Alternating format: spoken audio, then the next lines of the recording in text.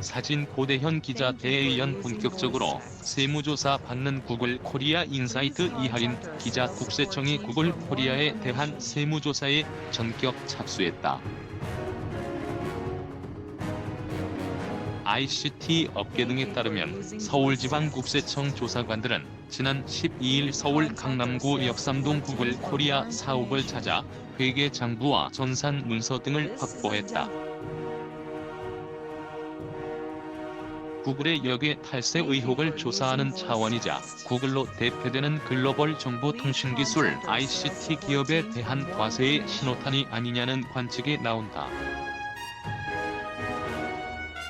역외 탈세란 조세 피난처 국가의 유령 회사를 만든 뒤 그 회사가 수출입 거래를 하거나 수익을 이룬 것처럼 장부를 꾸며 세금을 축소하는 것을 말한다. 국세청 사진 고대현 기자 대의연 한국서 돈 벌면서 세금 제대로 안 내는 구글 코리아. 구글은 한국에서 연간 5조 원에 달하는 수익을 벌어들이면서도 정작 세금은 제대로 내지 않는다는 비판을 받아왔다. 막대한 이윤을 창출하고도 허술한 세법을 악용해 세금을 충분히 내지 않아 오죽하면 구글세라는 별칭이 붙었다. 구글은 한국에 고정 사업장이나 고정 서버가 없어 국내 자회사를 통해 발생하는 일부 소득에 대한 소액의 법인세만 납부하면 된다. 바로 이 점을 악용하고 있는 것이다. 존 리 구글 코리아 대표 뉴스1 구글 매출의 상당 부분을 차지하는 앱마켓 수익의 경우 구글 코리아가 아닌 싱가포르의 구글 아시아 퍼시픽 매출로 기록된다. 구글 아시아 퍼시픽은 이를 다시 구글 아일랜드 법인으로 전달하는데 아일랜드는 우리나라에 비해 법인세율이 크게 낮다. 구글은 이 같은 편법으로 연간 수천억 원을 아껴온 것으로 알려졌다.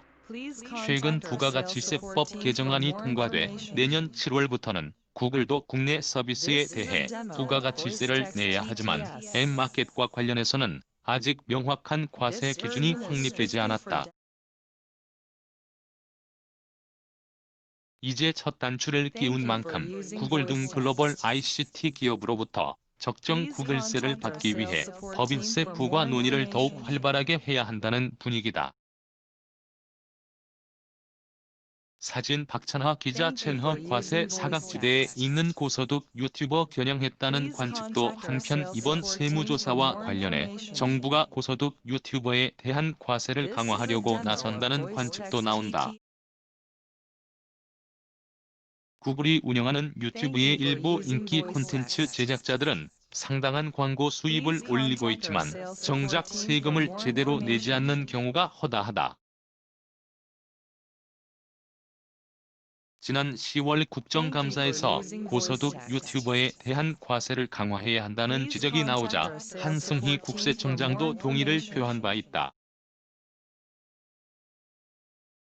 유튜버의 탈세 여부를 조사할 경우 국세청은 이들의 수익 배분 주체와 방식 등을 면밀히 들여다볼 것으로 보인다. 사진 고대현 기자 대의연 글로벌 ICT 기업에 대한 부가가치세 개정안이 국회를 통과한 이후 전격적으로 세무조사가 이루어졌다. 구글세 논란이 업계의 뜨거운 감자로 떠오른 가운데 조사 결과가 어떻게 나올지 귀추가 주목된다.